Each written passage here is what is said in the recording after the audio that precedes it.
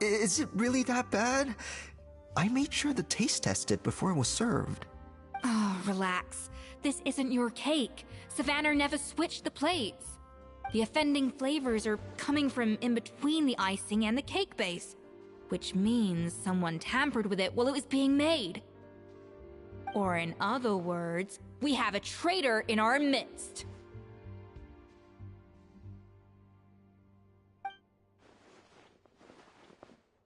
I'm sorry. I was forced into it. It was Chef Savannah. She said if I didn't cooperate, she would... Calm down, Monica. I've already accepted defeat. And if I wanted retribution, I would have brought this up when the results were announced. Whatever's going on with you, just spill the beans. There's no need to hide it. I was the one who caused the food safety incident that one time. Food safety?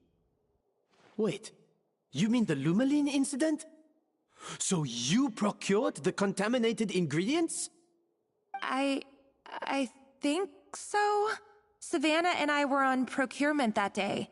I didn't check everything as well as I should have, and so I let contaminated ingredients make it into the kitchen. But I swear I didn't do it on purpose. I had no idea there was an issue with them, and I didn't know it would end up with Escoffier going to jail. But the last thing I expected was for Savannah to use it as leverage to blackmail me with... This is crazy! So Savannah pressured you into sabotaging Escoffier's cake by threatening to expose your secret if you didn't? I know, it's terrible. I'm so sorry. I was so scared.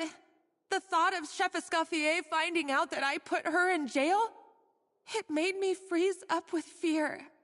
I thought Escoffier would hate my guts if she ever found out, and yet somehow that's ended up in me doing something even worse.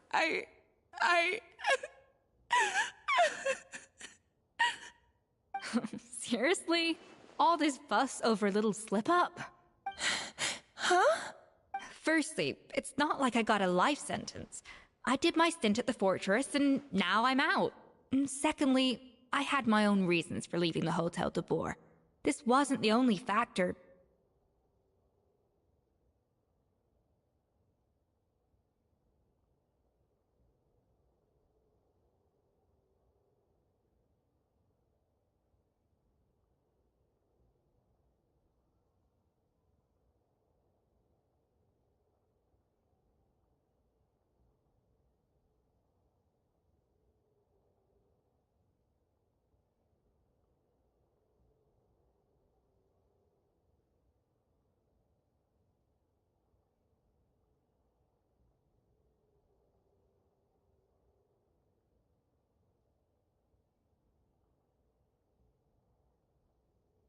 So you don't need to feel ashamed or frightened or anything like that. Any more than you need to add butter when you're pan-searing foie gras. You mean... you forgive me? Oh, well, I'm not saying you don't have to take responsibility for your mistakes. You should tell Vanagem to mark down your performance for the past few months. Then do some digging and find out exactly where those contaminated ingredients came from. Sure, you've made mistakes, but now's the time to fix them. Understood? Understood. Good. Now, back to Savannah. What about the original codex would compel her to resort to blackmail? I have my suspicions. Not that I've got any proof to back them up, though. Ugh. What happened to me? I've overheard some customers murmuring about how the Hotel de Boer hasn't been the same since Escoffier left. They think our menu doesn't taste like it used to, especially our signature items. Now that you mention it, I noticed it during the contest too. I couldn't put my finger on it, but the flavor seems subtly different from how it used to be.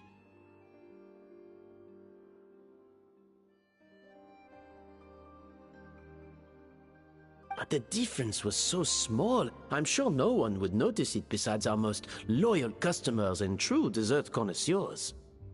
Still, as head chef, it's easy to see why Savannah would get so hung up on it.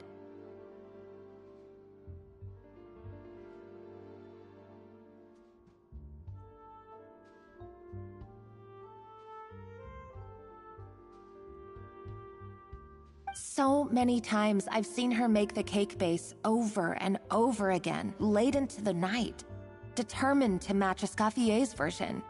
But something's always slightly off every time.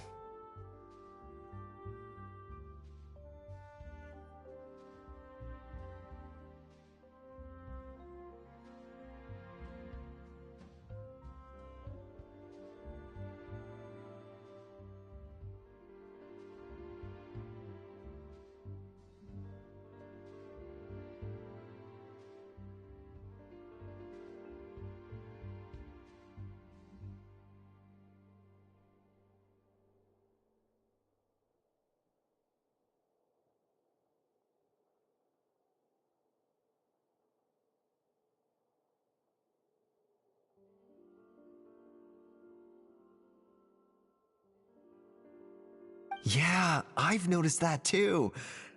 Never really gave it much thought, though. Thinking back on it now, it's clear that Savannah's been in a downward spiral ever since Escoffier left. She wants to prove that she can fill Escoffier's shoes. That's gotta be the reason.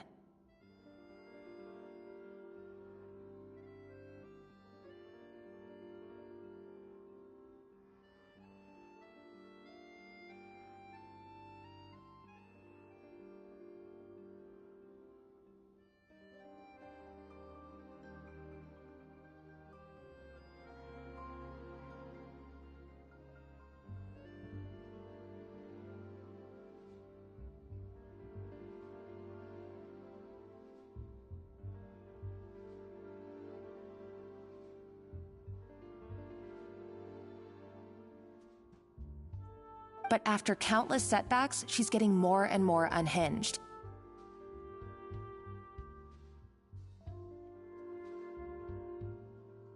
And at some point along the way, she switched from doubting herself to doubting Escoffier. Doubting Escoffier? For what? Yeah, it would explain why she was bent on getting the original at any cost. She must have thought Escoffier purposely omitted key details from her recipes when she copied them out. Also, she could retain her place as the #1 chef in Fontaine, the only one privy to all the secrets of the trade. Oh, for goodness sake. What a stupid idea. Of course. Then she finally got the codex only to discover that the secret recipes she's been pining for don't exist at all. Seeing how utterly wrong she was must have been a real shock to the system.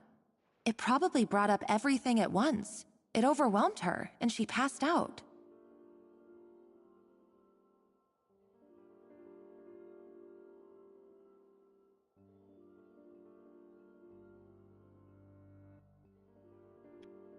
There's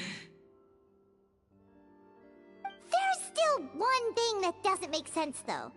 If Savannah had the real recipe all along, how come it tasted different? She might not be on the same level as Escoffier, but surely after like 50 attempts, she'd get it right one of those times. You'd think so, but geniuses like Escoffier are in a league of their own.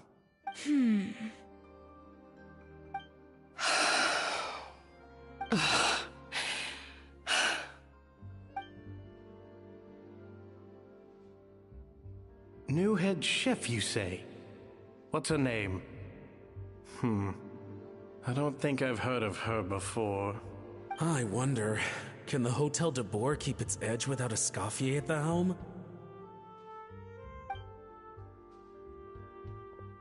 This tastes different from last time.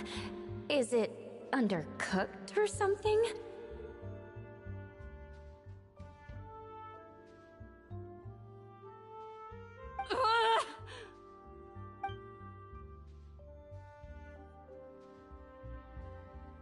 Take this. It's a copy of the Codex de Boer. From now on, you will be its keeper. Don't listen to the doubters. If I say you can do it, then you can do it. Even if you don't believe in yourself, at least believe in me. Hey, did you hear me? Once I'm gone, the restaurant is all yours.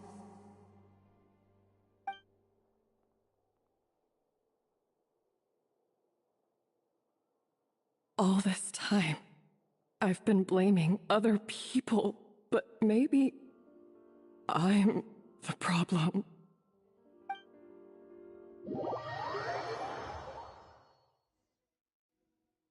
I sincerely apologize for putting everyone out. Savannah's awake now, but I don't think she's ready to speak to anyone yet.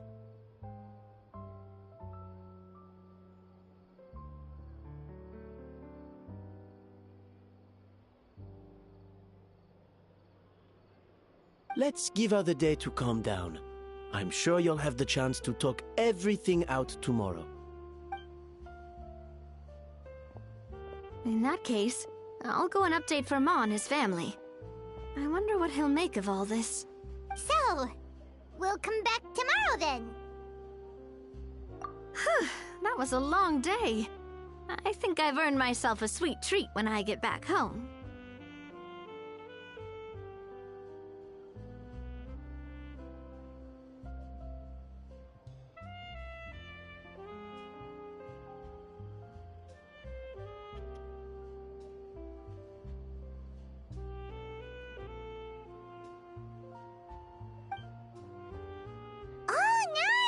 Macarons? Or are you gonna switch it up this time?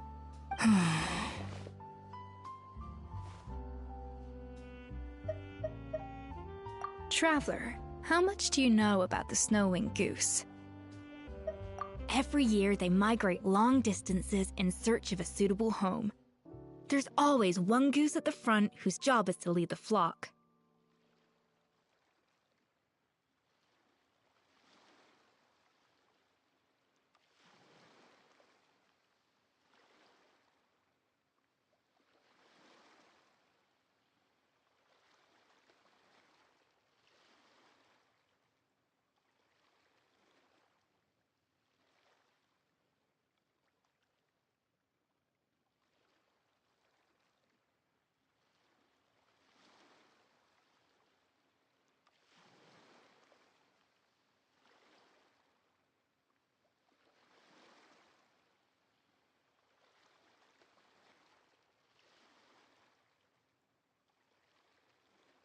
Fontaine poets often use the image of that goose to explore the ideas about leadership and genius.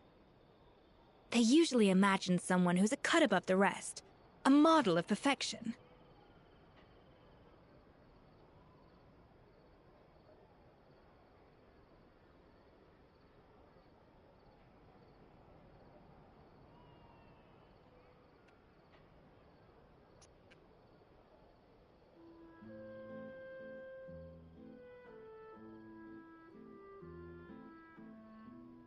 But what those poets don't know is that during a migration, the lead goose is always changing. Once the lead goose shows signs of fatigue, it retreats to the back of the flock and allows another goose to take its place. So the truth is that leadership, with all the responsibilities and pressures that come with it, it's something that everyone takes turns at. But we humans completely miss that fact when we project our own ideas about social hierarchies onto them. I guess what I'm saying is, I don't buy into this notion that there's some sort of gulf between normal and genius. Cooking is a science, not magic.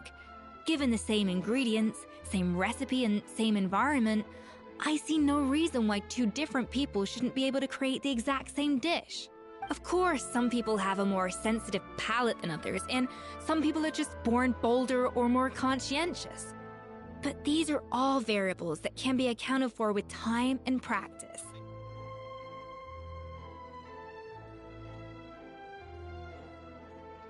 I'd have no reason to expect so much from others if I believed that perfection can only come from the hands of a genius. The only reason I hold people to high standards is because, well, I believe they're capable of greatness. Okay, I've made up my mind. I'm gonna get to the bottom of why Savannah failed.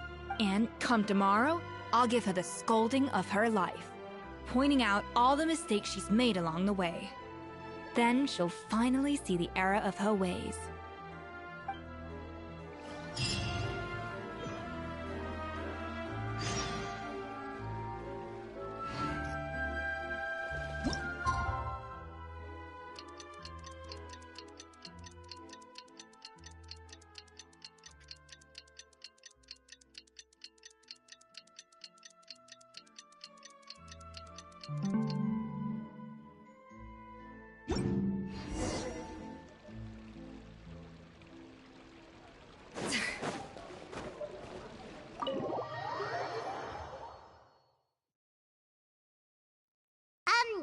Why are we here so early? Our meeting with Vanegem isn't for a while. Check on her? Why? What happened? Oh no. Escoffier, are you alright?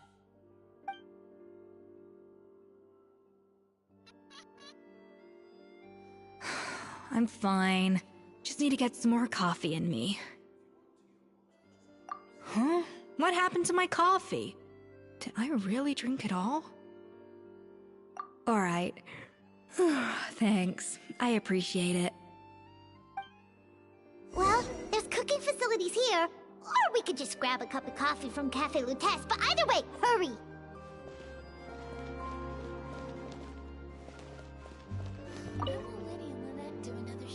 Coffee.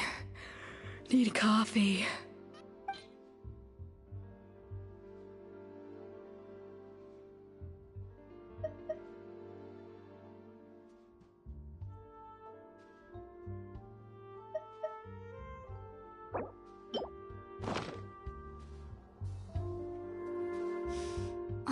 I smell coffee. I feel much better now. Thank you so much, Traveler and Paimon. Glad to hear it. But make sure to catch up in your sleep when you get the chance. I think I figured out where the problem lies. Honestly, it's ridiculous. I don't know whether to laugh or cry. Wait, what investigation? What are you guys talking about? I'll save it for when everyone else gets here. It's so stupidly small, I can't believe it's caused so much drama. Yes, except my failures were stepping stones to success. Escoffier, have you seen Savannah? Huh? No, not since yesterday. Why? What's wrong? After seeing her home yesterday, we were all a little concerned about how she was doing. So, I dropped by her place early this morning to check on her, only to find an empty house with the doors wide open. I left Alphonse and the others to keep watch at her home, while I checked the Hôtel de Bord. If she's not here, then where could she be? Boss, Escoffier, bad news. Alphonse? You're supposed to be keeping watch at Savannah's house.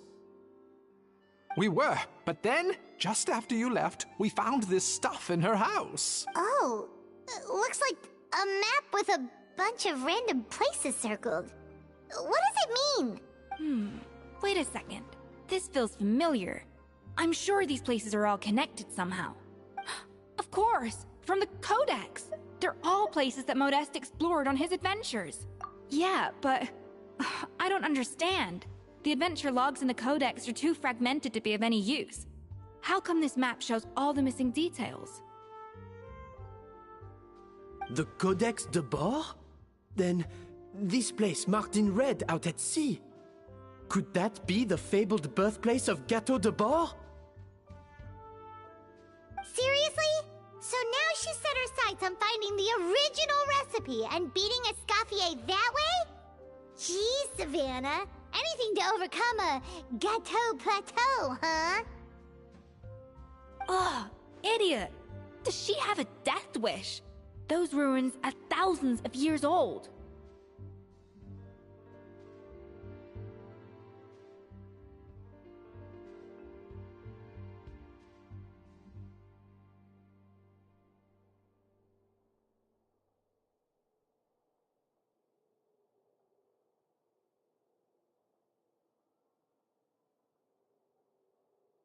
Hold on. There's more. Besides the map, we also found these letters.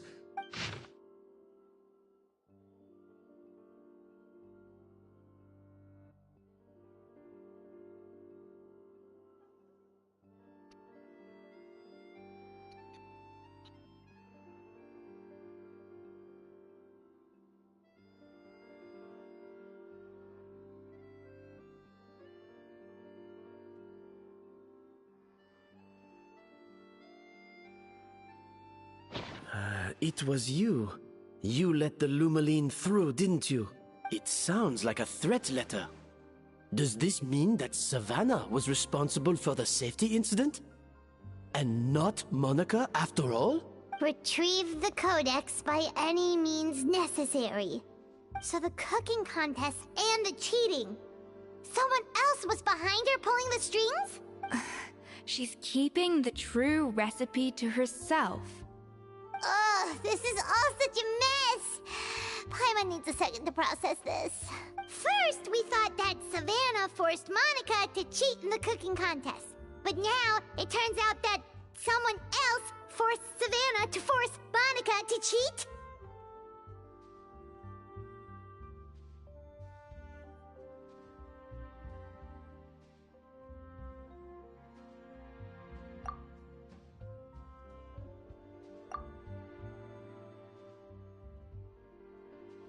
You're finally here. Of course. I should have put 2 and 2 together as soon as I read your threat letter. The food safety incident, the demand for a cooking contest, the instruction to blackmail Monica, even the suggestion that Escoffier was keeping secrets from me. It was all part of your grand plan, wasn't it, Monica?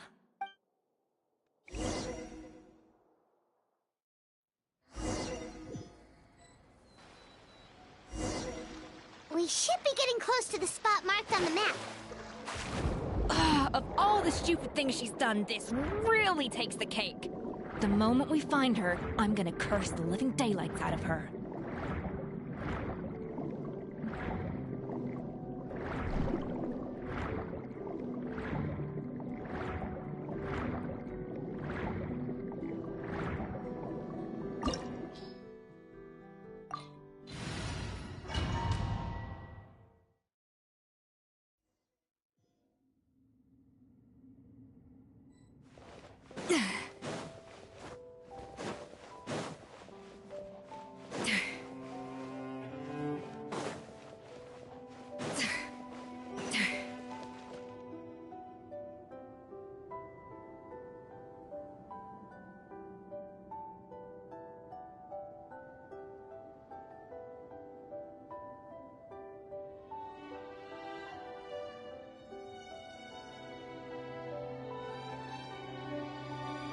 Whoa!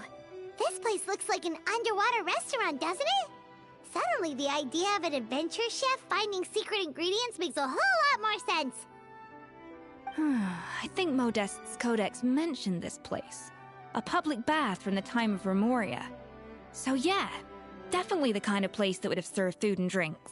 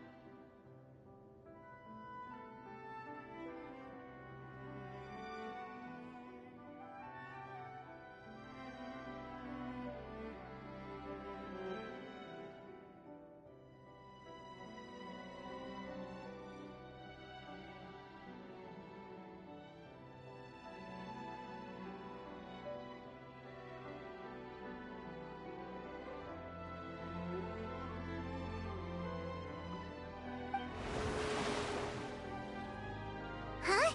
Some blubber beasts have come to join the party? How did they get here?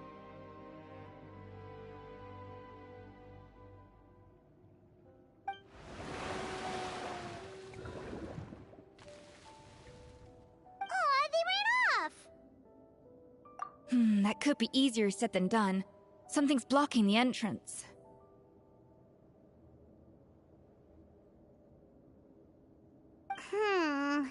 Well, did Modeste mention it in his adventure logs by any chance? They must have gotten through somehow. Good point. Yes, that's right. It's coming back to me now. We prepared a banquet for our shy little guests, and as the food flowed away on the current, they broke into a joyous chorus, and the path opened to us. We have to feed the blubber beasts? With what? There's nothing here besides rocks, romaritime flowers, and lumitoile. See, this is why you should always bring snacks. You never know when you're gonna need them. Now we have to head all the way back to shore and grab some. There's no time for that. Romaritime flowers and lumitoile will have to do. They may not look appetizing to us, but who knows? They could be blubber beast delicacies. Wait, we're seriously gonna try this?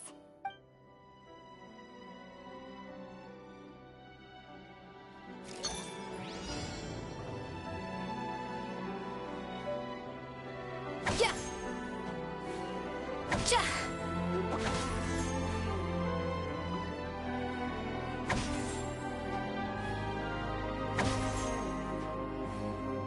Ha.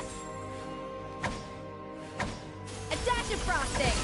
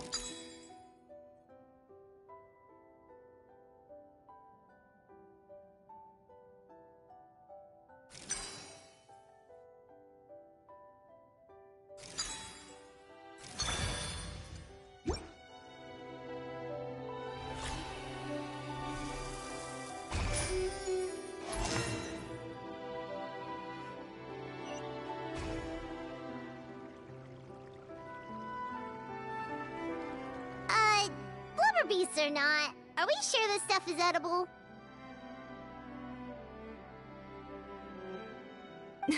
Trust me, they'll love it. Oh, good question. If we try to put them in the pool, we'll probably just scare them off again, and who knows how long they'll be gone.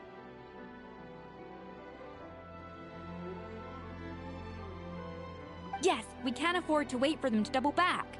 What was it that Modeste said again?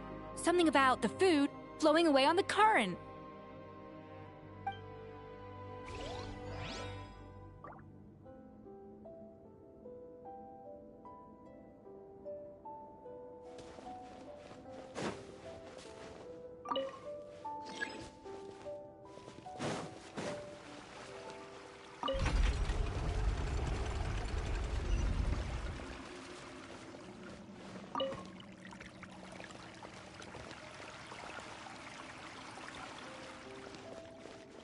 Hey, be careful! Scare them off too much and they might not come back again.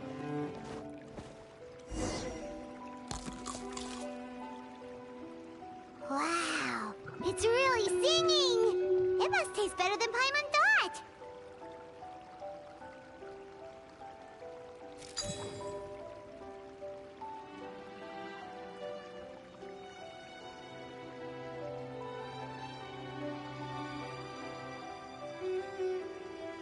The tracks turned back again.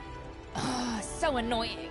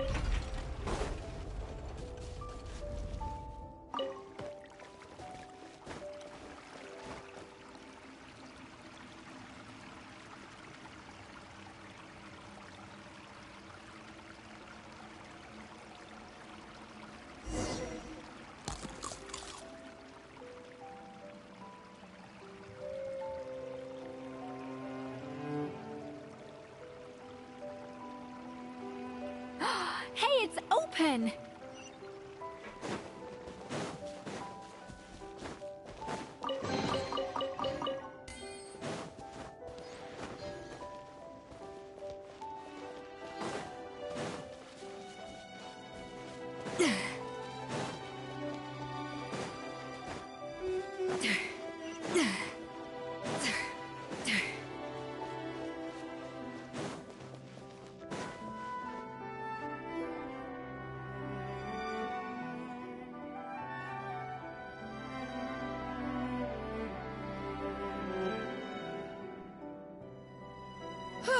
Hey, give me your water.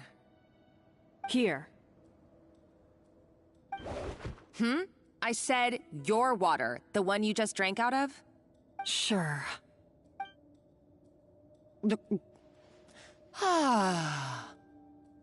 All those years slaving away under Escoffier, and then you. Today, it's finally paying off. Not only have I found the ruin that Savelli kept hidden, but I also get to boss you around like my little lapdog. Hey, go scout ahead for me. If we need to do any more blast tunneling, I want to know where to lay the explosives. Did you not hear me? Get going. Why don't you do it yourself? Oh, when did you learn to fight back? You're always so compliant when I give you instructions by letter. That's because you threatened to expose me for the Lumiline incident. I swear, if I'd known what you were planning, I'd never have... Ha! Don't be so self-righteous. Admit it, you've always been jealous of Escoffier. That's why you lapped up everything I told you. You were terrified of her finding out about your part in the Lumiline incident, and you resented the way her reputation hung over you. So you jumped at the chance to convince yourself that she was the villain, that she deliberately hid her secret recipes from you just to hold you back. It was the only excuse you needed to justify getting back at her. First, idolization, then jealousy, suspicion, and self-deception. That's what this comes down to. It was the same story with Savelli and my ancestor. He offered Modeste his friendship only to murder him out of vanity. He promised to explore the world with him, only to later destroy all records of their adventures. It's a miracle I even found this place. You have no idea the countless hours I spent piecing it all together. So you see, you're no better than Savelli. If you can't beat him, betray him, right? I am no Savelli, nor will I ever be. Oh, put a lid on it. You really think you can absolve yourself of your vindictive and jealous behavior now? Just because you finally realize that Escoffier never kept any secrets from you? You didn't show any remorse when she left, or in the cooking contest. Why start now? You have no right to redemption. You're right. I don't deserve her forgiveness. But I am done being bullied into submission by you! Ooh, feisty. But you should watch your tone. Talking to me like that could get you in big trouble. I somehow doubt that. Since I poisoned both our water bottles. What? Ever since I learned the truth. I've been biding my time, waiting for this moment. You've played me like a fiddle for so long, and now this is payback! But you drank it too. It's what we both deserve. This is the price we must pay for betraying Escoffier. You'll die here with me, Monica! You.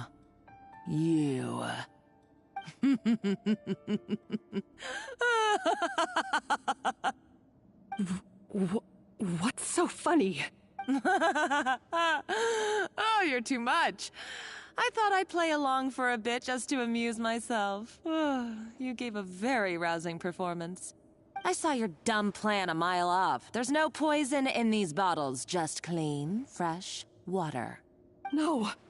Revenge is a dish best served cold, you know? Did you really think your half-baked plot would fool me? You're a lousy chef, and you make a lousy villain, too. A complete waste of space. No wonder you never amounted to anything. Everything I ever did was a failure. And now, I failed again, for the last time. Hey, why don't you try your hand at being a comedian in your next life? You got a good laugh out of me. But now the show's over.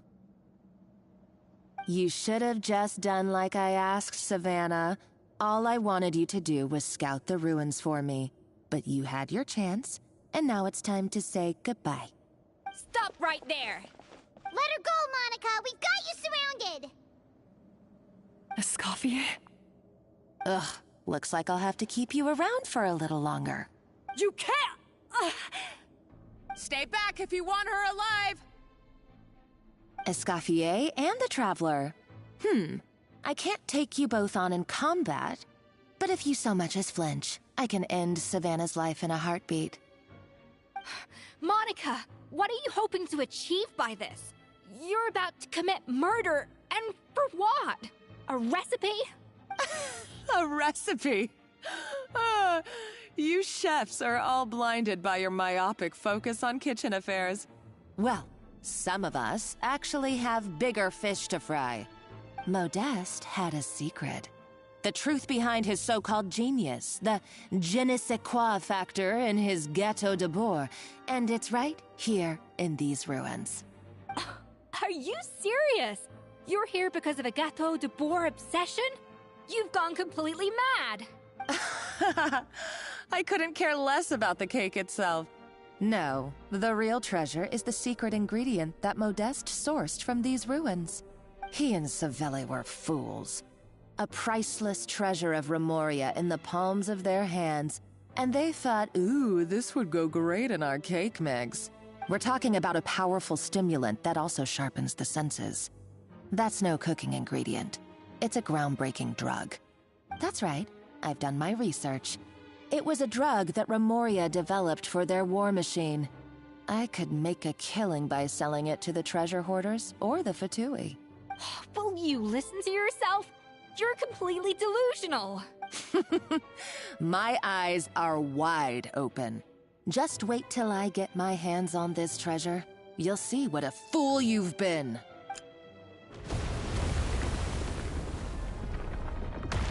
Wait, what's that sound?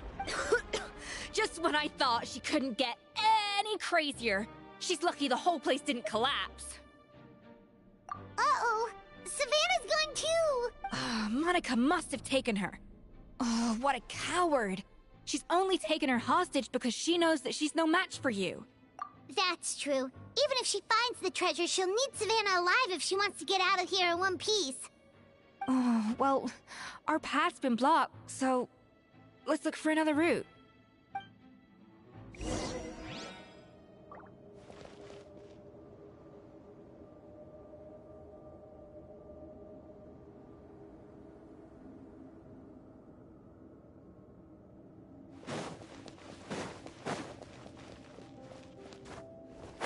The water looks pretty deep here. Maybe it leads somewhere.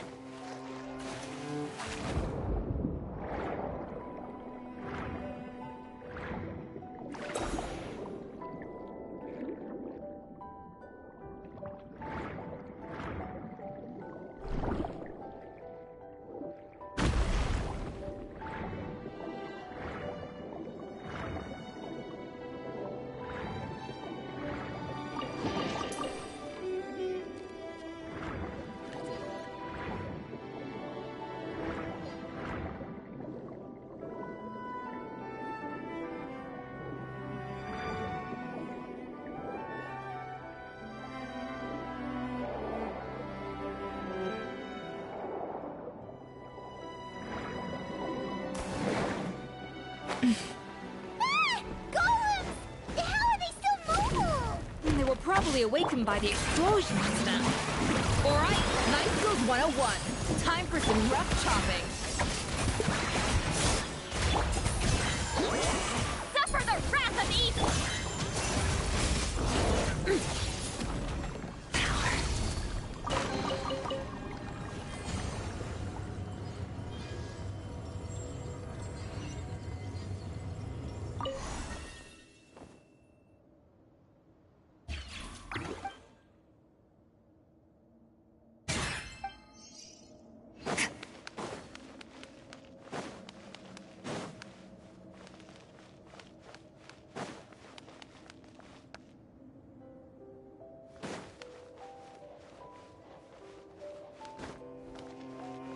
Another door? Guess we need to prepare another feast for our guests.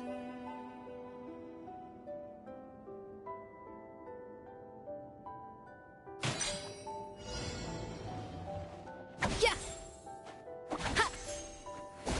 Yeah! Ka! Ra! Ja! Yeah! Ka!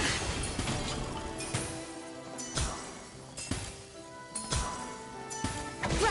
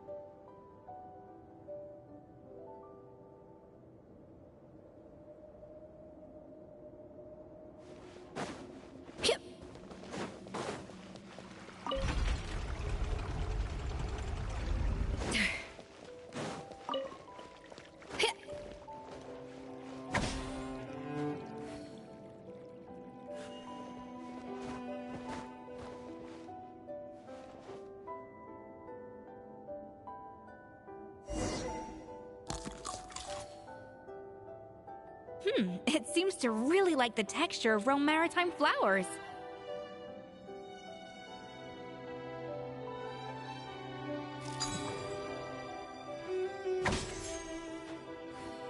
Ja! Ha!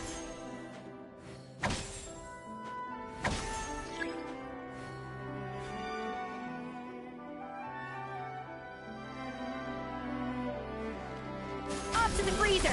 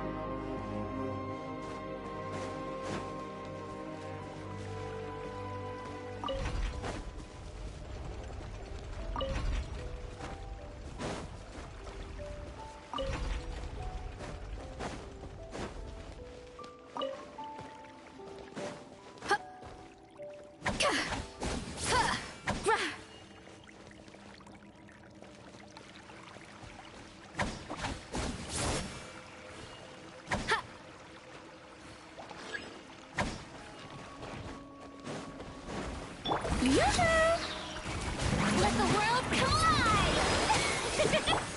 A little amuse bouche! Get to work! Eat Laline! Eat Papa! Get him!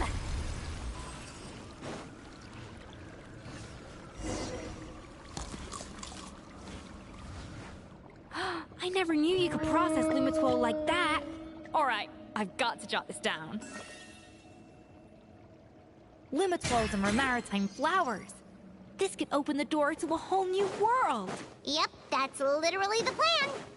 Wait, hold on. Which door are you talking about?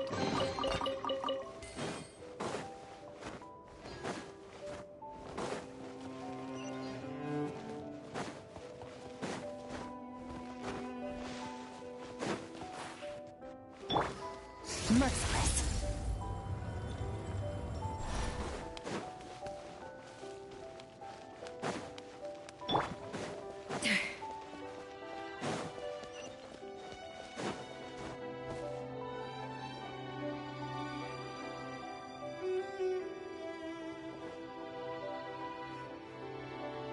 That's strange. These don't look Grimoire to me. More like last century Fontaine. Adventurers from last century Fontaine, huh? Oh, Modeste and Savelli, do you think they camped here? By the looks of it, This was a one-person camp. They adventured together, but maybe one of them came back alone at a later date. Huh, you really think so? Trust our adventurers' instincts. We're pros at this stuff, just like you're a pro in the kitchen.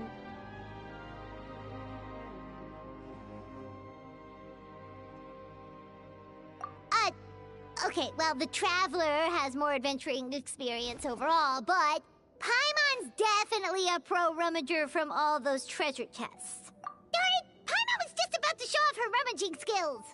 Huh, no kidding. Are all adventurers so obsessed with journaling?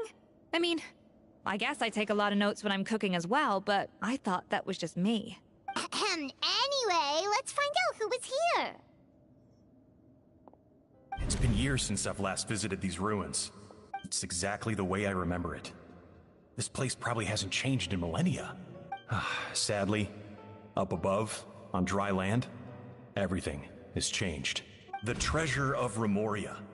That's what we used to call it. Modeste was right about its potential. It turned Gâteau de Bourg into a national sensation. Our limited stock of the substance meant that the gâteau could only be produced on a small scale. But this only drove up the popularity all the more. Modeste was right about that too. He predicted all of it. He was praised as a genius, while I, as the one person who'd ever disagreed with him, was labeled a talentless fool. Modeste tried his best to console me, but I knew better than anyone just how great the gulf was between us. Our conversations grew scarce, and we saw less and less of each other. I didn't fight it. He had new friends and a career of his own. Why invite further disdain by inserting myself where I did not belong? I told myself that maybe one day, when I finally created a masterpiece of my own, I'd be able to face him without shame. Or maybe one day, when I've put these feelings of self-loathing behind me, I'd be able to ask him with a smile on my face, how about we go on one more adventure, for old time's sake? Unfortunately, that day will never come. So it was Savelli. From the sounds of it, he came back after Modeste had already died. I always thought it was just a legend. But if it's true, then this must be the place where they found their secret ingredient, the birthplace of Gâteau de Bourg. In that case, what does that say about the death of Modeste? If it's all true, maybe Savelli really did have something to do with it. The taste of Gâteau de Bourg has changed. Modeste was convinced of this, even though everyone swore they couldn't tell. Being the perfectionist that he was, he refused to accept even the slightest flaw in his work. He stopped all sales of the product, locked himself away in the kitchen, and worked day and night, vowing to find out where he had gone wrong. But as he baked and taste-tested over and over again, he found he only strayed further and further from the original taste. It was only when he was sipping on coffee one day and realized he could not taste the bitterness that the truth finally dawned on him. What had changed was not the gâteau, but his sense of taste. The Treasure of Remoria stimulates the senses, taste included, and invigorates the spirit. In the short term, it offers people the ultimate gourmet experience, but in the long term, it dulls their senses entirely. In hindsight, it made perfect sense. After all, why would a culture that sought liberation from the constraints of their bodies care for the loss of their senses? But we realized it too late. We were just too late.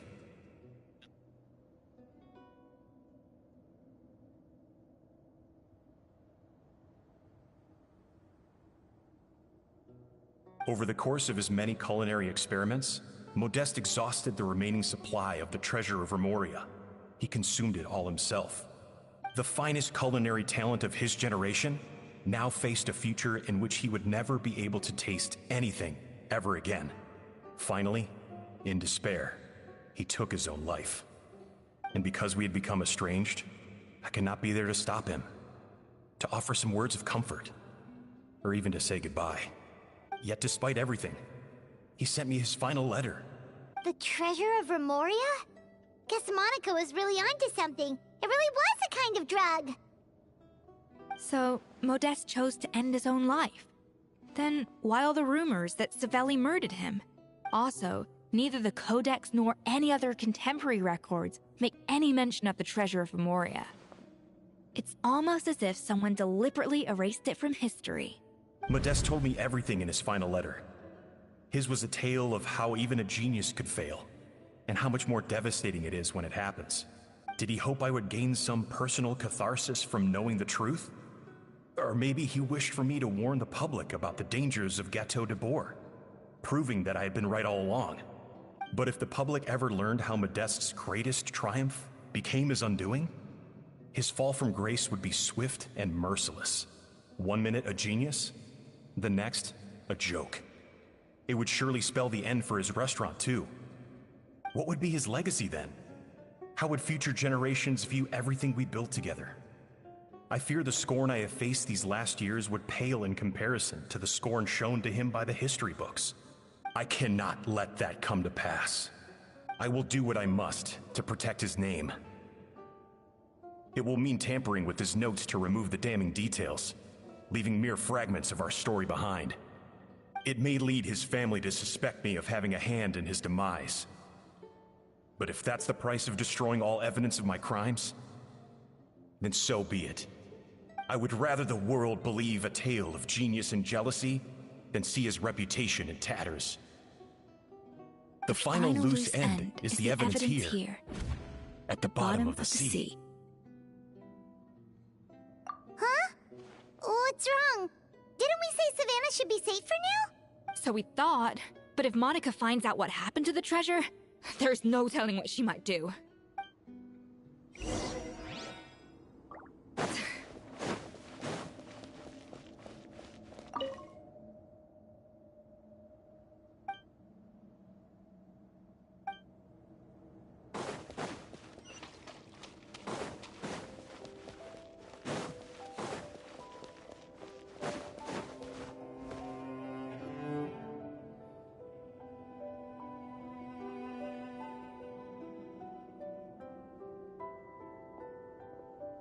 The treasure of Remoria. I have found you at last. Savelli, you tried your best to bury the truth, but you underestimated the children of Modeste. Some fragments of his diary escaped your clutches, and we have held on to them for generations. But I have to thank you too, Savannah. Without your help retrieving the Codex, and with it the last piece of the puzzle, I may never have found this place. But now, finally, the secret to Remoria's military might is within my grasp. The treasure of Remoria is mine! Oh. It's empty. It's empty? Monica? Oh, we were seconds too late. Escoffier? What's the deal with that jar? Savelli's final act! He wanted to conceal the secret of the treasure forevermore and make sure it would never harm anyone again. So he came here after his friend's death and destroyed every last shred that remained. This can't be happening. All the years I spent piecing together the truth. All my painstaking planning. All that for an empty jar? Monica, don't do anything stupid. This ruin is more dangerous than you realize. Oh, shut your pie hole! Praise be to Lord Remus. You barbarian shall be slain.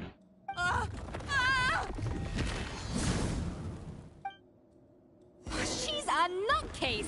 A liability to herself and everyone else! Well, now it's up to us to clean up the mess she's made. Take these golems out! Time to shine! Show no mercy! Ah!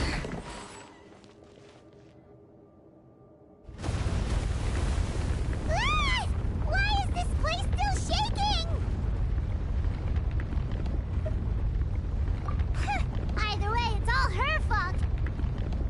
Enough chit-chat. Let's get out of here, Traveler Escoffier, come on! Okay, I'm coming. Huh? Oh, no you don't. get what I want, neither will any of you. I've got nothing to show for my life's work so far. But if I can take another so-called genius down with me in my final moment, then it was all worth it. You're a psycho!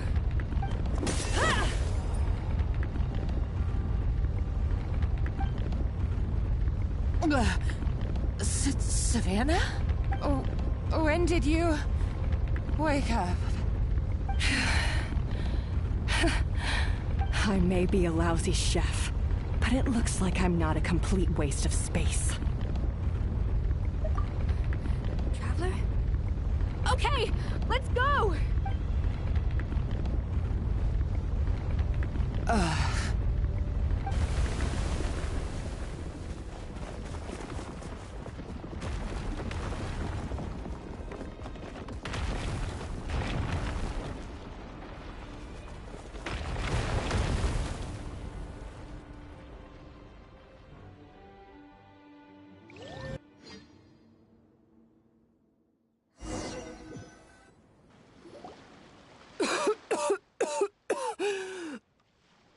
Escoffier! Savannah! Traveler! And Paimon! Vanagem!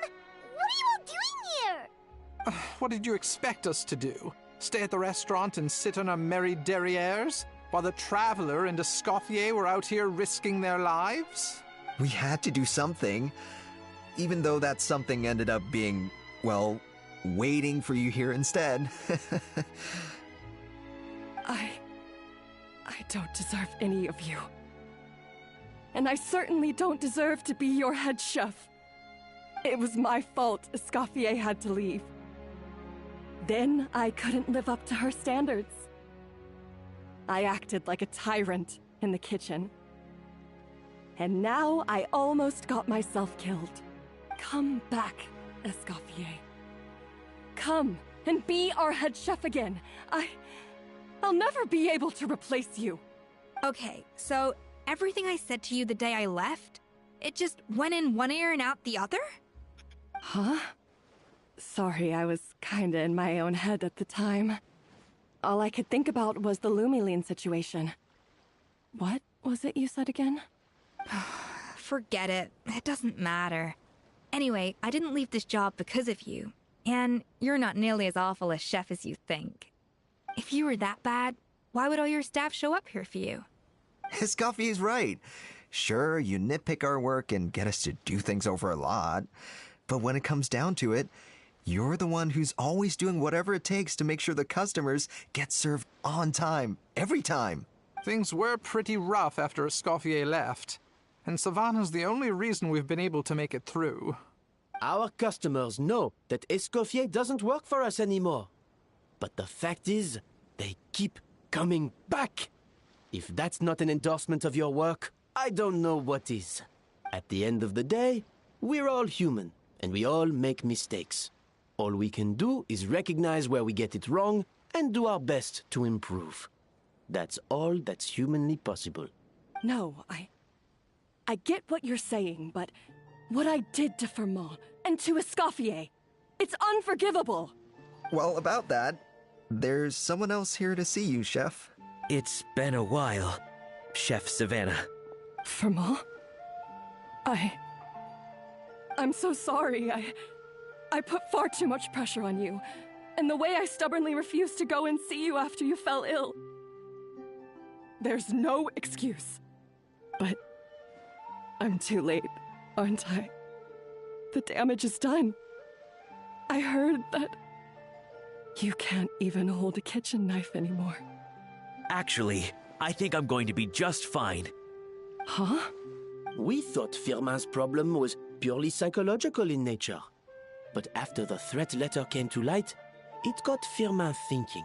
And then he remembered the tea that Monica used to give him every night.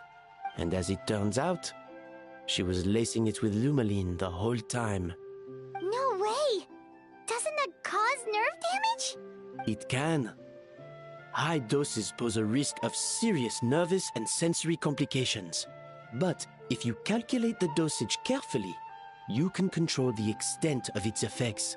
A small dose might simply make a person more emotional, whether that mean more fragile or more hot-tempered. No wonder it seemed like you'd lost your edge. I asked my friends at the Fontaine Research Institute about it. They said that with the low dose I was taking, the risks are pretty small. They also fixed me up with some meds and said I should recover in no time. Well, that's what happens when you give someone a little bit of hope to cling on to. There's more. We believe that Firma was likely not Monica's only victim. You mean she poisoned me too? Oh, so that's why Savannah's been so irritable this whole time. Let's not be too quick to blame everything on the Lumiline. That stuff can only amplify what's already there. So tasty food will seem like the most delicious thing in the world, while food you don't particularly care for will become utterly revolting. So you better make sure you reflect on your behavior and apologize to every single person you've wronged. I will. I'm sorry. There's still one question that's really bugging me. Why is it that no matter what I do, my Gâteau de Bourg never tastes the same as yours? Is it just... I mean, is it because you're a genius and I'm not? It's because the heating element in your oven is broken, you silly goose. What? I felt like something was off during the cooking contest. Once I got around to checking all the equipment, I noticed it right away. There was a half-degree discrepancy between the temperature setting and the actual temperature. All the ovens in the whole kitchen had the same problem, which confused me at the time, but by this point, it's pretty obvious that Monica must have tampered with them. I would have figured it out the day of the bake-off, since the issue affected both our teams. But of course, Monica sabotaged mine so that could never happen. No. I spent so long trying to find out where I was going wrong, and then you pinpoint the problem in just one night? It all comes back to one simple, undeniable truth. You're a genius, and I'm just plain old Savannah. Oh, cut it out! Stop the woe is me act for a second and just think. I came up with this recipe. You don't think that might have something to do with it? Do you know how long I spent perfecting my Gâteau de Bourg? 3 years! 3 whole years! I know this dish inside out, back to front and upside down. And you've been head chef now for what, 6 months? If that? A couple hundred failed attempts, and you're gonna throw in the kitchen towel and declare you'll never be successful because you're not a genius. You clearly have no idea how many kitchen failures I've had under my belt, or just how long it took me to finally get my recipe to a level I was satisfied with. Genius or not, everyone makes mistakes. Modeste did, Savelli did, everyone does. You're only a lousy chef if you don't face up to your mistakes, learn from them, and then keep chipping away until you crack the problem once and for all. Surely you haven't forgotten all that. You were no lousy chef back when I handed you the reins. I haven't forgotten. And I'll make sure I never do. That's our head chef. Ha ha! Sounds like we won't need another changing of the guard in the Hôtel de Bord kitchen anytime soon. Huzzah! Ah, what a perfect ending to a crazy journey. Look how happy everyone is. So you got your mojo back now? Yeah. Thanks to you, Escoffier. In fact, no. Thanks to all of you. Aw, friends again. So nice to see them finally settle their beef. Good. So now that's out of the way. It's time for payback. You cheated in our last bake-off, and I demand a rematch right now.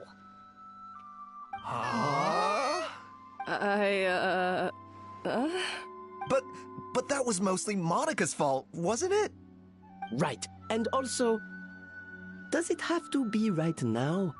Savannah's only just got her mojo back, and you barely escaped from a death trap.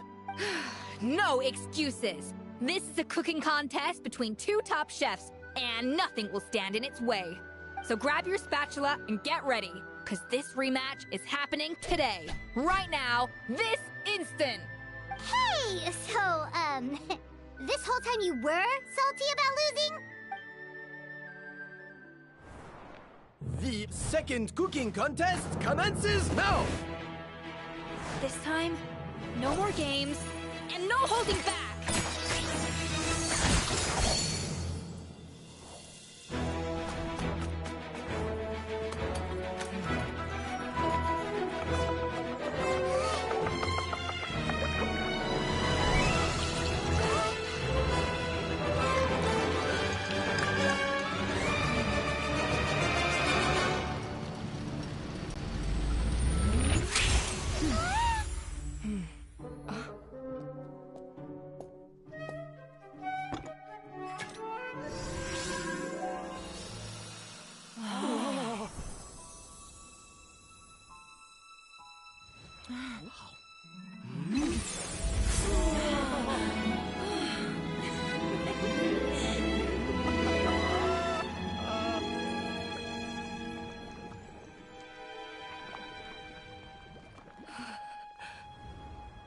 I feel like I don't have the right to be here. Hey, what are you so afraid of? You can't unbake it now. And if you don't serve it, then good or bad, you'll never find out how to improve.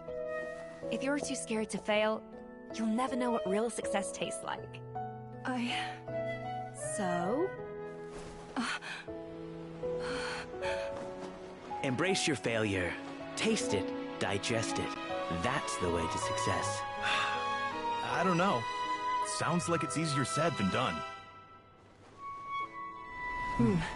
I'll do it.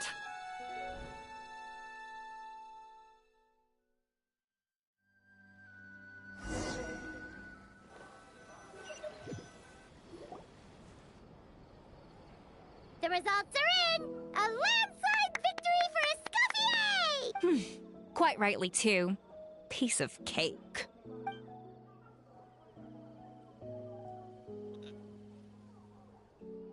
Oh yeah, look at that! Savannah looks pretty chipper too, considering she lost. Now, where were we? Yes. Do you have any more questions for me after everything that's happened? I thought Navia would have filled you in. And actually, I said all this to Savannah before I left. Although, as we saw, I don't think any of it sank in. I had two reasons for leaving. One was the food safety incident, of course, but the other was that the Hotel de Boer had reached a point where it didn't need me anymore. So I decided to step down and look for new opportunities to improve myself. Improve how? Well, a while back, I got to know a fellow chef from Liyue, and in her, I saw so many new possibilities.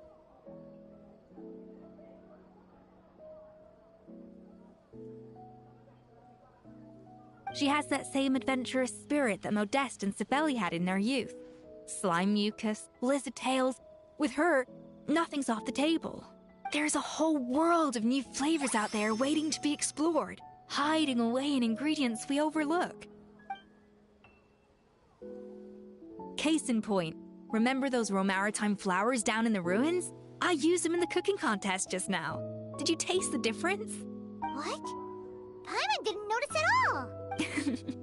Half of the art of cooking is dissecting the recipes of previous chefs and figuring out the exact constellation of elements that gave their work its signature taste.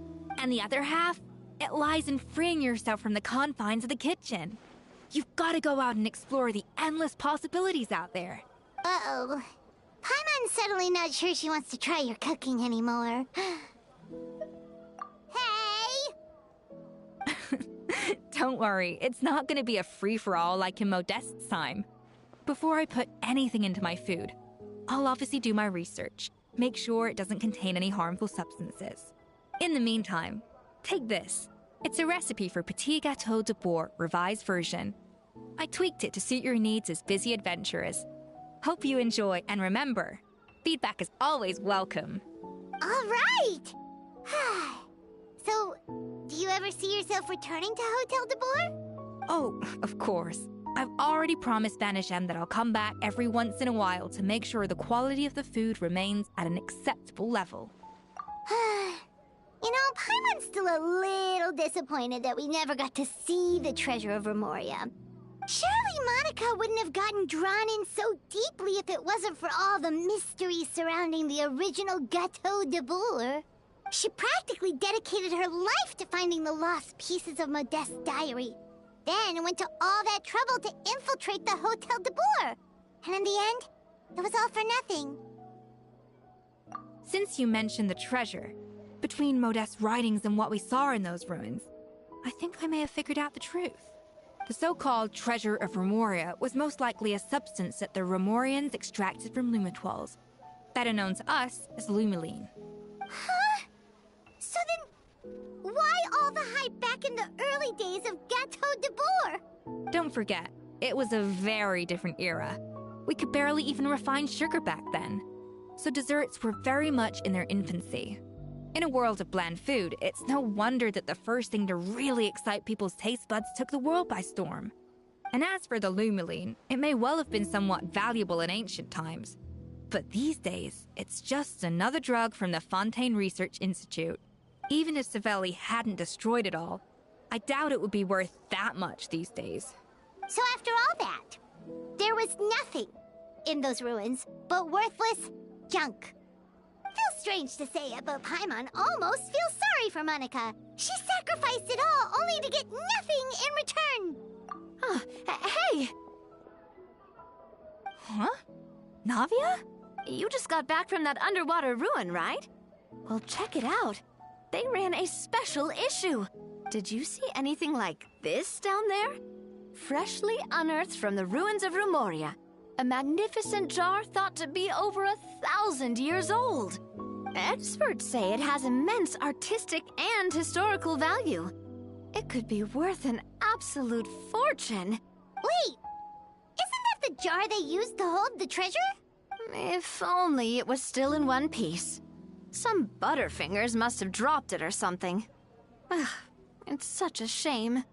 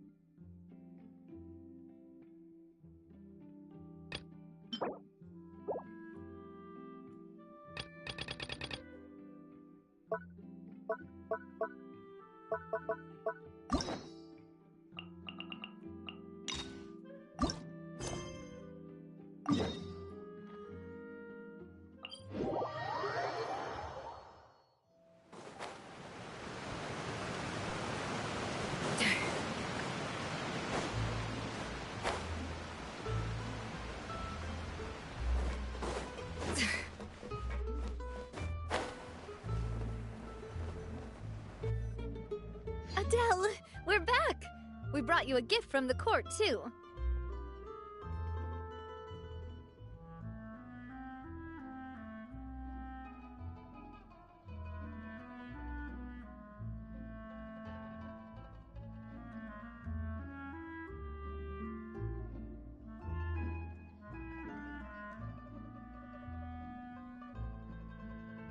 Whoa! Thank you so much, boss! Don't call her boss, okay, Adele?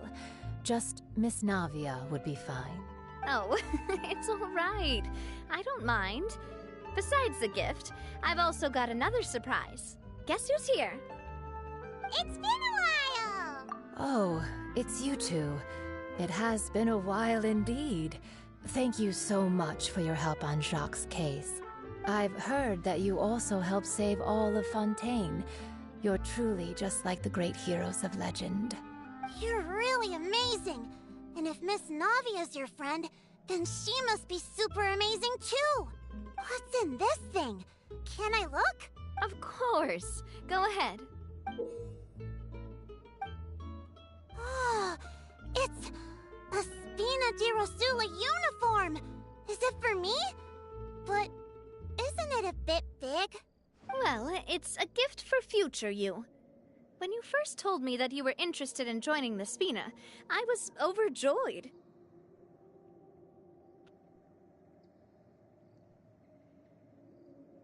But it's the Spina's responsibility to protect everyone as well. Being a member means becoming involved in all kinds of dangerous situations. And since you're still young, I don't want your mom to have to worry about your safety. So I turned you down then by telling you that you'll have to wait until you're older. But this uniform is a promise that you can join us once you're old enough to wear it. Oh, so that's it! Well, thank you so much, Miss Navia. I'll work hard and grow up as fast as I can. But you can't really grow up faster by working hard. You've got to be patient. Everyone, I'm really grateful that you remembered my daughter's wish and took it seriously. Thanks to the protection of the Spina, even though her father's no longer with us, we've still felt plenty of warmth and security. Oh, it's the least we could do. As long as you live in Poisson, even if you're not an official member, you're still part of the family. Boss! Huh? Is something up, Florent? I've got something urgent to report. Romeu and his folks have gathered outside Poisson and even shipped in a huge pile of explosives. What? Explosives? What do they want? It seems like they've been planning this for some time. We started investigating as soon as we received your letter yesterday. But Romeu and his folks must have gotten wind as well, because they abandoned their former posts before we could even check on them. We investigated their tracks and found out that they're after Poisson. They have smartened up since we caught them red-handed at the court? Seems like they've got no interest in sitting down and talking at all. We should have gone straight to the Maison Gardiennage. Sorry, I underestimated the situation. Well, too late now, I suppose. Florent, where are they keeping their explosives? On the hill to the east of Poisson, near the Clementine line. They want to blow up the Clementine line? Certainly sounds like it. Romeu and his followers hate the Spina and everything to do with Callus. And the Aquabus was the source of their contention. If they manage to blow up the Aquabus line, all that rubble will come crashing down the hill and straight into Poisson. Are they insane? There's tons of innocent people in Poisson! Yeah. If they've been planning this for ages, they're definitely not going to let this opportunity slip by. We have to issue an evacuation order to the townspeople and get them as far away from the entrance as possible. That should save them from the worst of it. Let's get everyone onto our ship. That should be the safest place. My dear partner, can I leave the Clementine line to you? If the explosives do go off, not only would the people of Poisson be in danger, any aquabuses using the line would plummet to the ground. Let's stop their insanity first, then settle the score with them. Leave it to us, Navia. Please stay safe, too.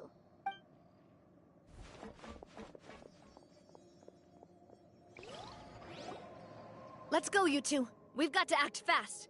Miss Coralie, please take Adele to the ship.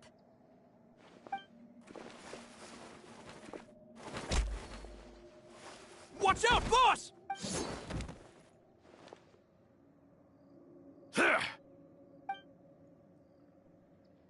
What do you think you're doing, Coulter? I thought all the annoying little hindrances had left, but I still couldn't get rid of you. You mean this was all a trick? So that you'd be left alone with me? Coulter, are you with Romeu too? Oh.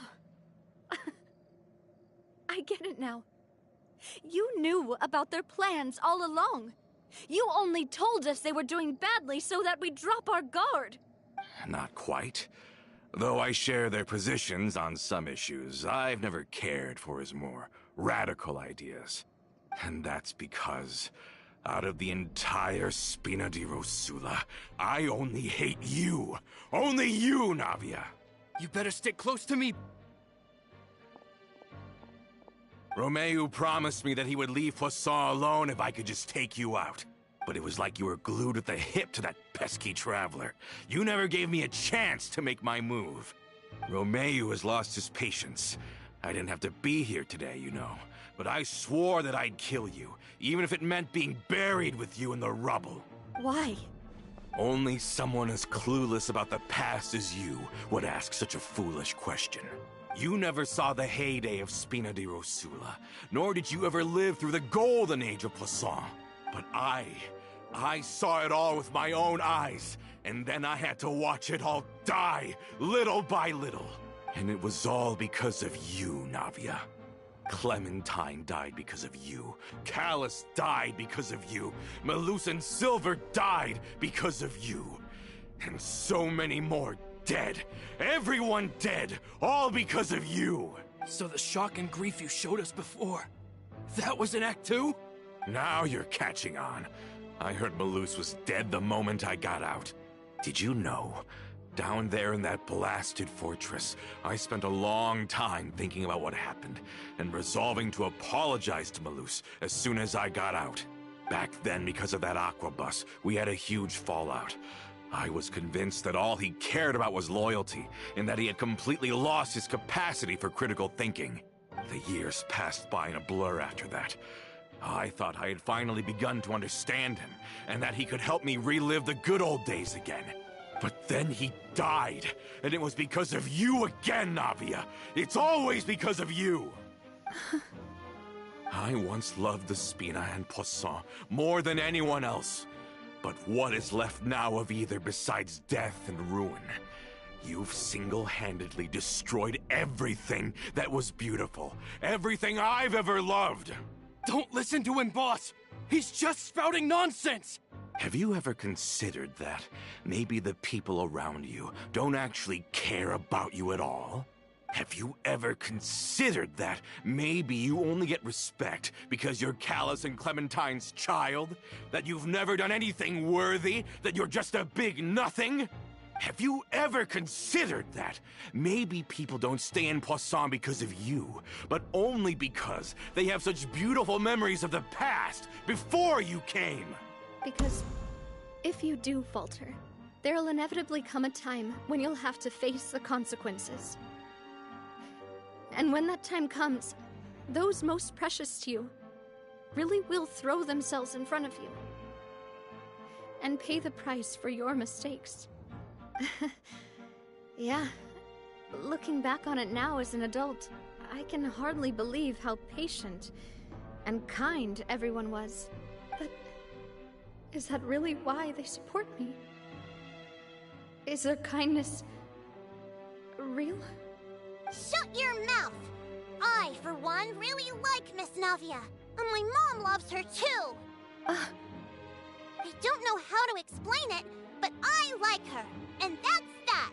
I'm sure Mr. Malus would be extremely disappointed in you right now! You've somehow managed to pin the blame for every mistake and tragedy in our history on the boss herself! Get out of the way, Florent! I don't want to hurt you. You're gonna have to! Boss, there's no time for this! Stop hesitating and get out of here before you get buried! Maybe you think you're being the realist by painting the history of the Spina and Poisson like this. But the love that I felt from everyone was just as real. I felt it. They've helped me get to where I am. And even now, I will continue to believe in that love.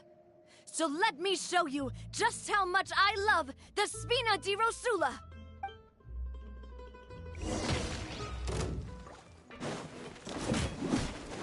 This one's got your name on it!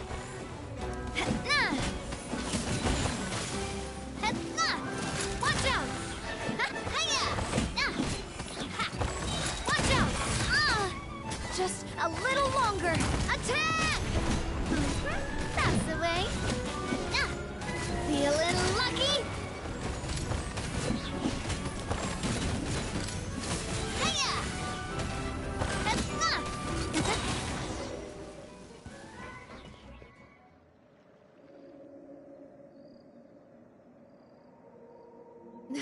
Laurent, I'll leave the town to you. Summon the other members and help with the evacuation of the townspeople. If you find any of Coulter's accomplices, subdue them quickly, and don't give them the chance to harm any ordinary civilians. I can't allow my partner to face the danger on the Clementine line alone. Got it, boss. I'm on it. Are you okay, Navia? I don't know, but I have to go.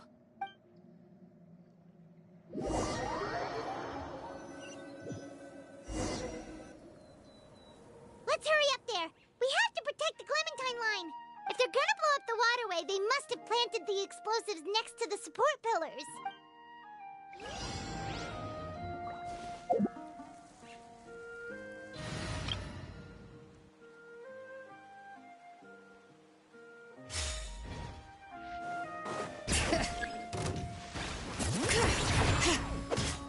Yoo-hoo! Let my name echo in some... Burn it down!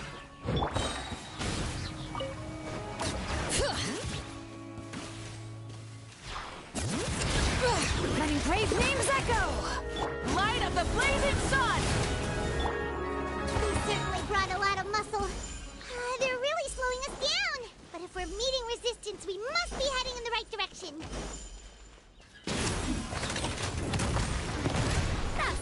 Feeling lucky?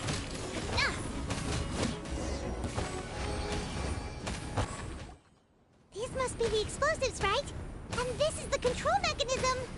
How can we disable it? Oh, Paimon's too scared to touch any of this stuff. Huh? There's a strangely shaped hole here. What is it for? Oh, that certainly sounds possible. Maybe one of the people we just beat up has the key. Okay, you take this side, Paimon will take the other. Let's see what we can find. Oh, you found it! That's amazing!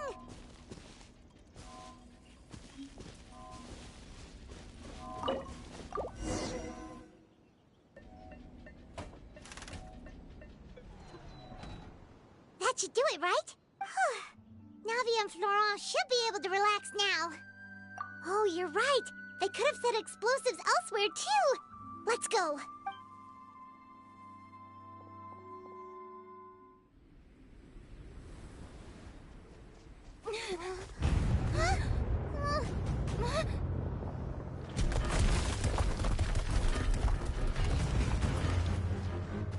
They're gonna bury Pusilla!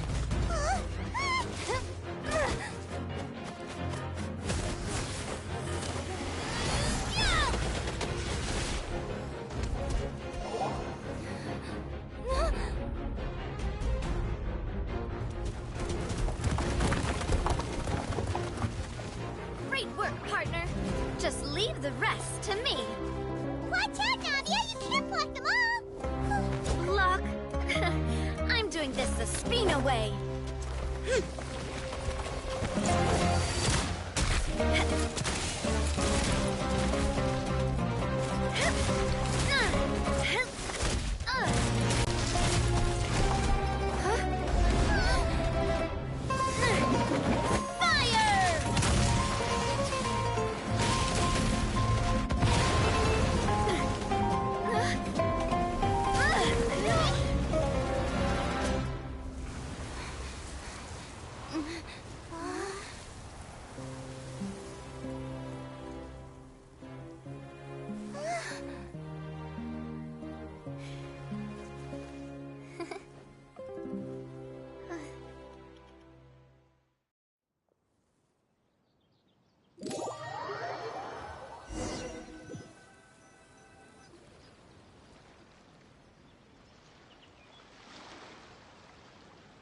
I heard from Thierry that even they're your enemies now.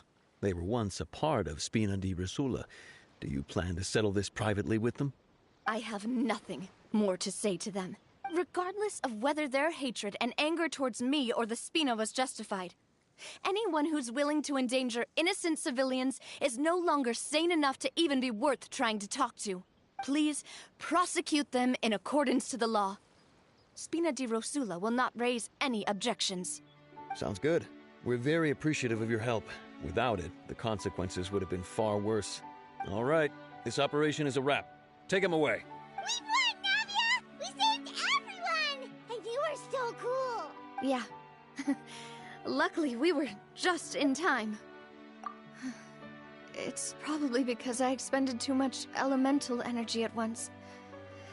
I'll be fine. Don't worry about me. But you usually glow up whenever other people compliment you. Paimon's not used to seeing you like this. Boss, we managed to catch all the infiltrators in the town. The Maison Gardiennage is taking them away as well. Seems like Romeu really went all in on this mission. If he sent literally everyone he had, though, that also means we've caught them all, too. We won't have to worry about them from now on. Got it. That's good, at least. Coulter, I can understand how you feel. The things that we lost, they're forever beyond our grasp now. And that makes them appear even more precious. I am not callous, and I will also never become him. The Spina and the Poisson that you loved are both gone. But I will not change how I feel about our future. I still believe that this is a great opportunity to start anew. I will spend more of what the Spina earns on the betterment of Poisson. What's more, I'd also like to propose some changes to the Aquabus routes, so that one day, the people of Poisson will enjoy the boons it brings as well. I know what you're trying to say. Mr. Callus would never have said anything like that. There are too many things in life that are just beyond our control. In that, we are the same. Henceforth, you are no longer a member of Spina di Rosula. But once you're discharged from the fortress again, you're welcome to pay another visit to Poisson. Thank you, Navia.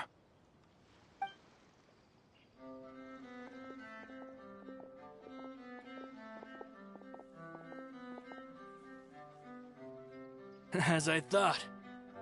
Boss really is a kind and gentle person.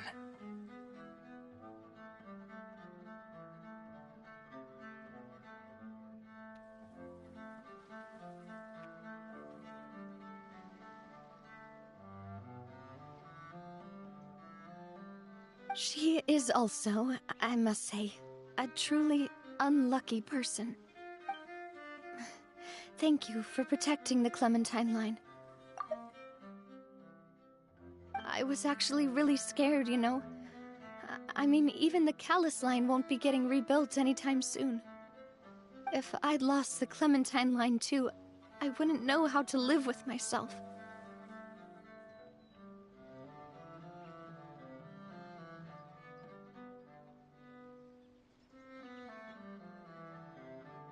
A name is a way to etch a memory onto the world.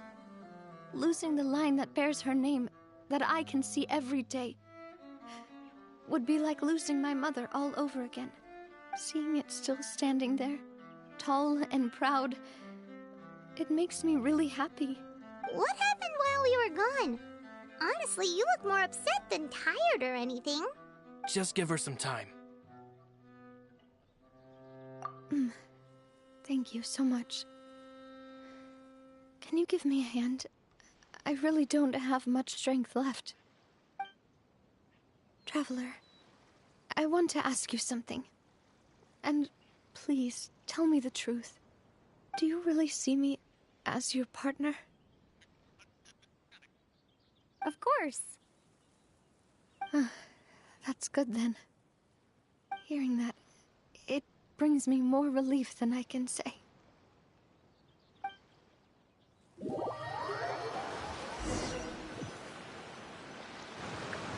How do you feel, Navia? Any better after taking a break? I feel quite a bit better. But I should probably still rest for a few more days. Sorry, partner. I said some weird things earlier. Feel free to just ignore me. I used to think that I'd never doubt myself. But you could say I've discovered that I'm not as strong as I thought I was. Coulter mentioned my parents, as well as Malus and Silver. It's all thanks to them that I've made it this far in life. Do you think they ever regretted the choices they made? Has my existence made this world a better place? Don't think like that, Navia. You've already done more than enough. No matter what others think, we'll always support you to the end of the world. Well, since it's ended up like this, I suppose it's time for me to make a confession as well. There's something that I've been keeping from you as well, boss. Please, follow me. Everything is already prepared. Florent, I hope you can understand that I can't deal with any more shocking revelations right now. Don't worry. This surprise will be a pleasant one.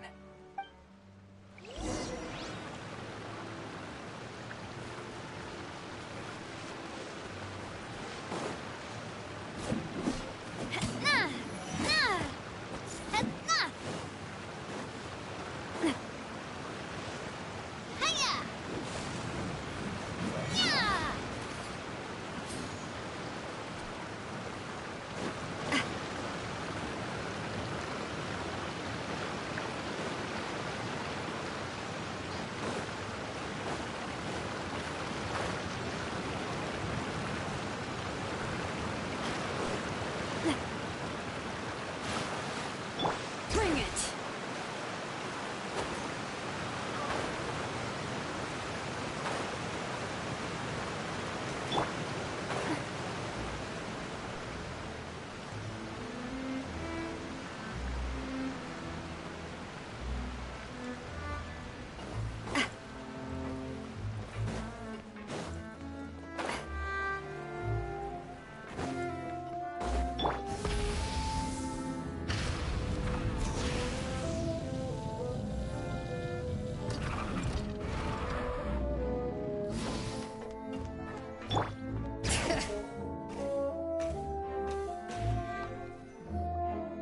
Why is everyone gathered here?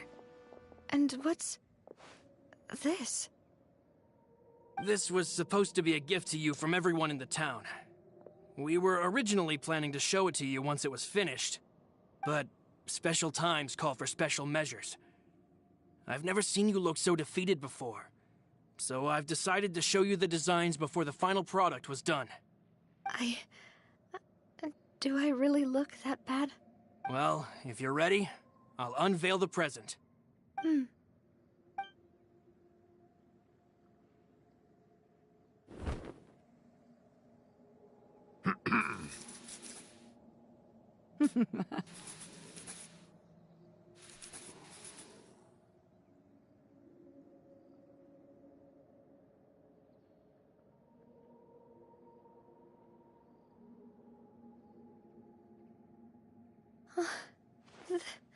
This is Papa, Mother,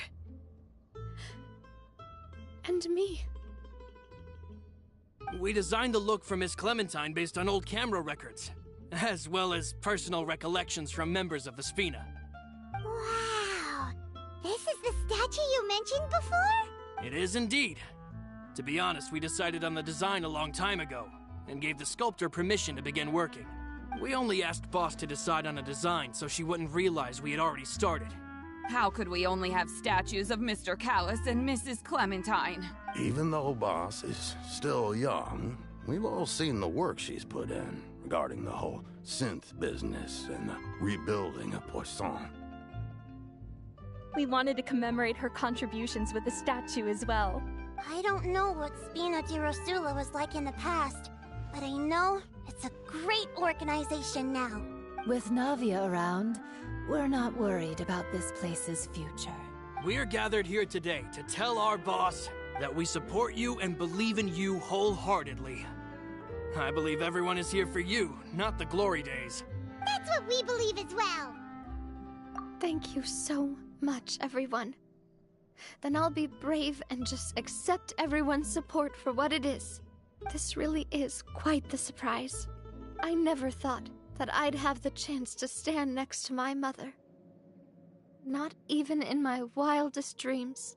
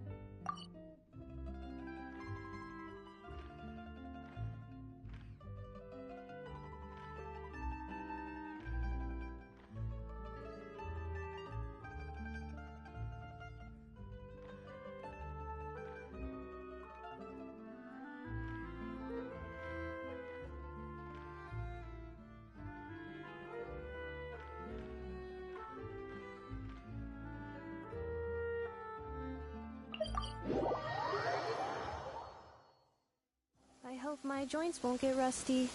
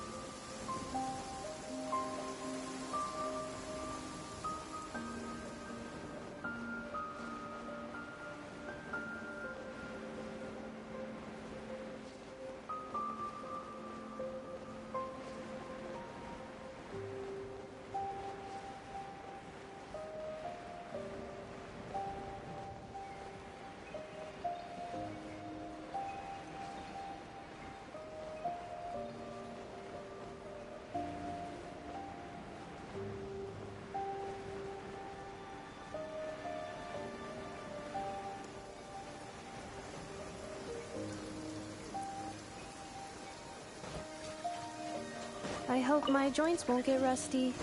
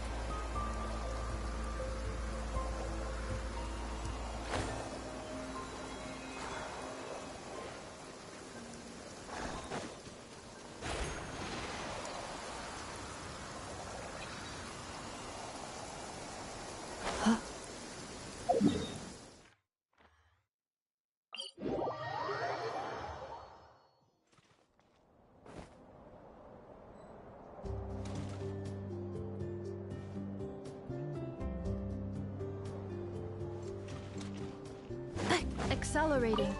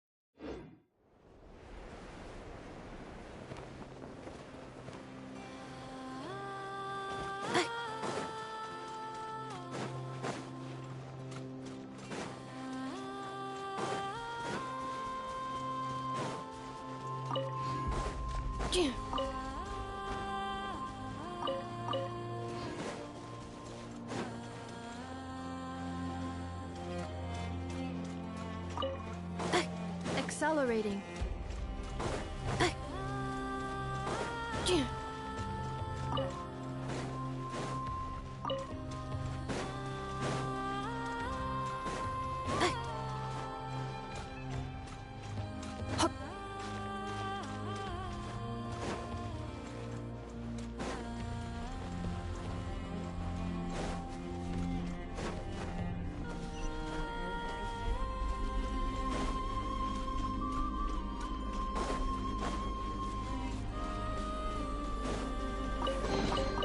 Initiating categorization process.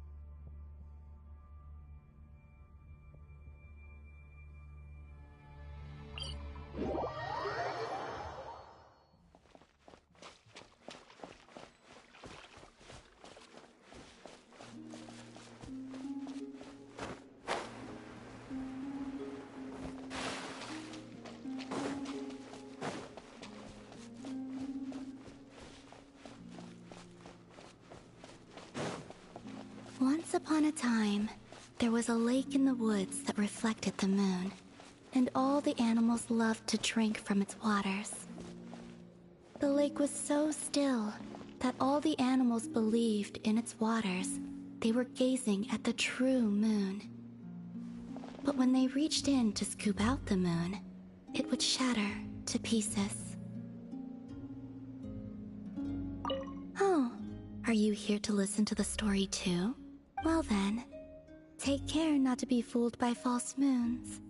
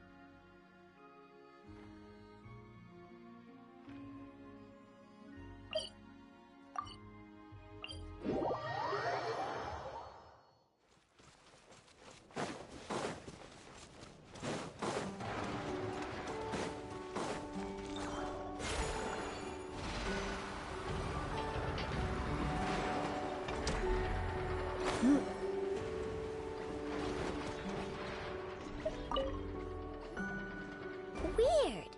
I know I only installed an average Krai machine core. I know! Inepa!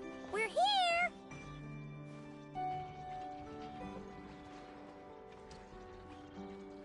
Greetings. I mean, I found the source of the malfunction, but now I have way more questions than answers. What? Why? The bot has the wrong core. It is not the one Aino installed originally, but the core of a clockwork mecha from Fontaine. It has the wrong core? Oh, so now we have to hunt down the original one? It's no big deal.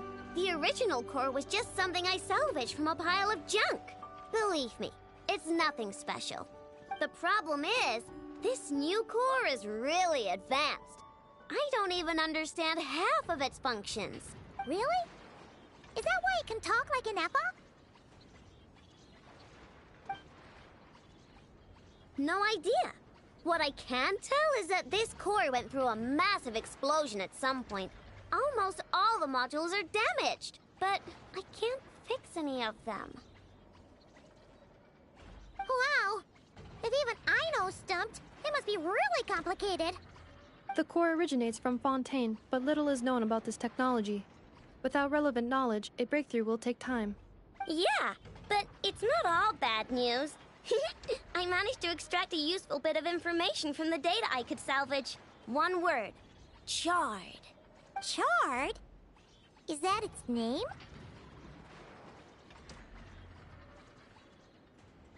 I doubt it, but I'm sure it's important. It was stored in the deepest part of the core. That's the best protected part, which is why I was able to salvage something from there. The best protected part? In the event that my core sustained damage, that's where I would move all Ino-related data to keep it intact. Ah! Knock on wood, knock on wood! Your core is gonna be just fine, Inefa. Don't jinx yourself like that. I was engaging in a hypothetical discussion. Doesn't matter, you still gotta say it. Say knock on wood. Knock on wood. Like that? Yeah! Whew, that was a close one. Huh? Anyway, I bet there's other data preserved deep in the core too. Otherwise, this thing wouldn't be able to talk. And I'm gonna extract it all. Here, data, come to Ino. Man, this core is so mysterious. But if it's so high-tech, how did it end up inside a random prospector bot?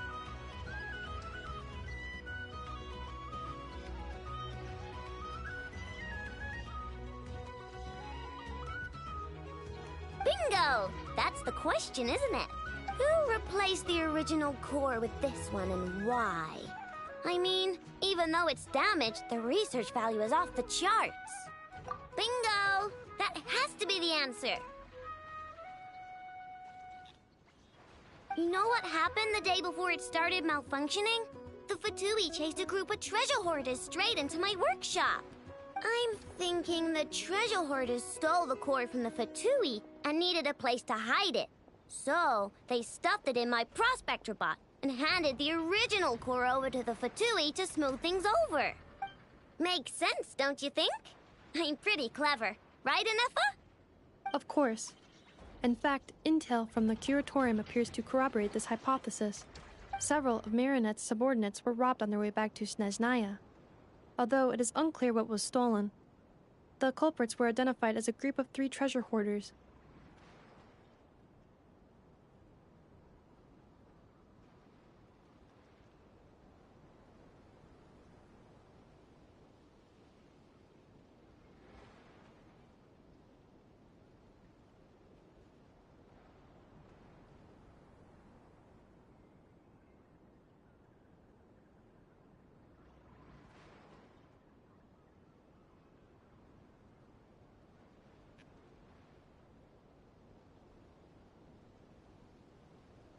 Their leader is a silver-haired woman wearing a hood. As for the remaining 2 members, there is a man with pink hair and a man with purple hair.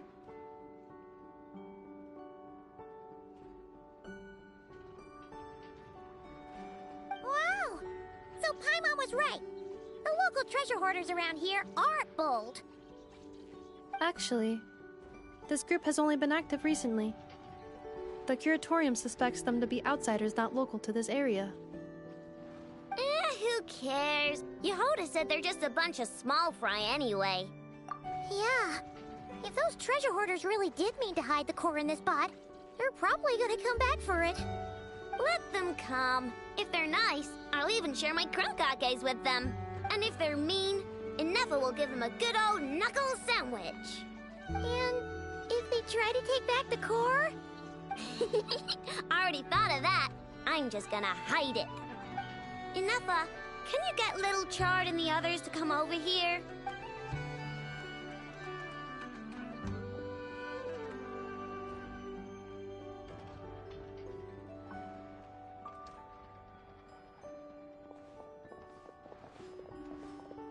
Okay, hold on to your hats.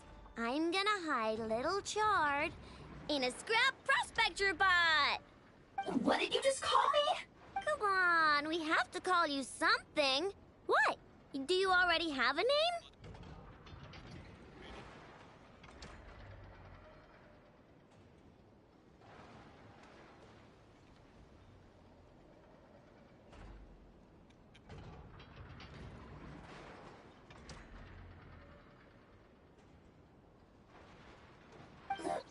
Lombro! What kind of name is that? Did you get it from somewhere in your data bank? It doesn't sound like a little girl's name to me. Oh, so you use Lombro as a last name. Huh, I kinda like it. Then it's decided. You're Charred Lombro from now on. No complaining, all right? You're stuck with it either way. You're the one who decided to hide out here, so from now on, you work for me. Don't think it likes the sound of that. Correction. This bot has no capacity to like or dislike something in its current state. Huh? Why? Because its core was destroyed 6 ways to Sunday. So, right now, its tone and mannerisms are all just a simulation of whatever data has been preserved. Like, remember how I found the word charred in the data? Well, if that refers to a person, then basically, Little Charred is just imitating their way of speaking. Oh, so that's how it works.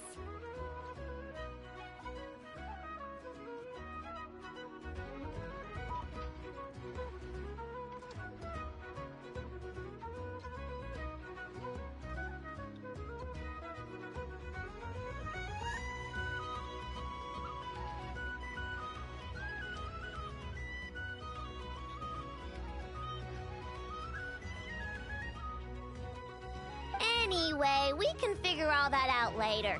First, we need to make sure Little Charred is hidden. Why don't you take the reins, Traveler? It's super cool. You'll see.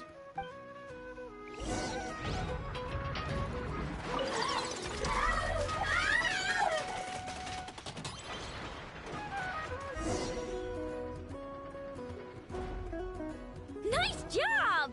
You've got some engineering chops, that's for sure. And thanks to you, I'm now the proud owner of the most advanced prospector bot in town. I expect good work out of you, Little Charred. But don't worry, you'll be compensated. Like I care. We gotta do something about that temper of yours. Maybe a little flour on your head will soften you up a bit.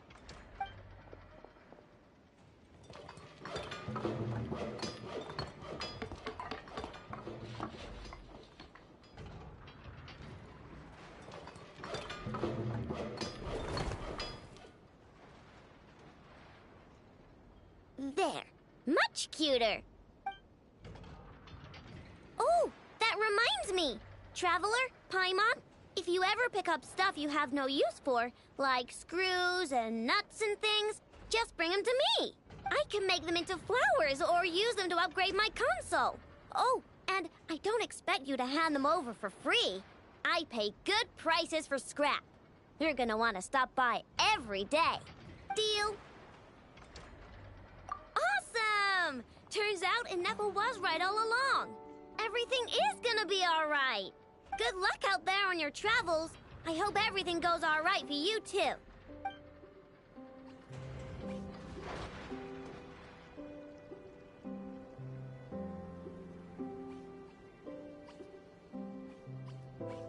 Save.